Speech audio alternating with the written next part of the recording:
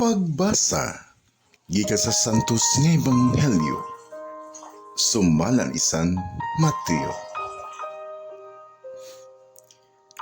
Si Jesus mingon sa iyang mga tinunan, "Ayaw ninyo hunahunaa nga mianhi ako aron pagsalikway sa balaod ni Moises ug sa mga pagtulunan sa mga propeta.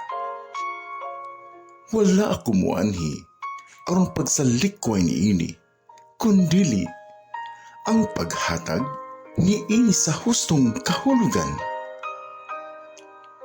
Timan ikini, samtang may langit paug yuta, bisan ang labing gamay nga kudlit o ang labing yutay nga bahin sa balaod, dili gayud sa iluan hangtod matuman ang tanan.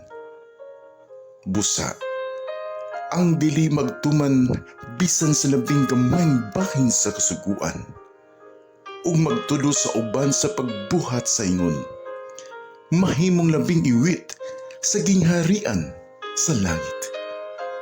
Apan ang magtuman sa balaod ug magtudlo sa uban sa pagbuhat sa ingon, mamahimong dako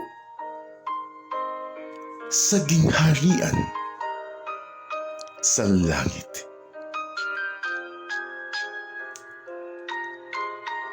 Ang Ebanghelyo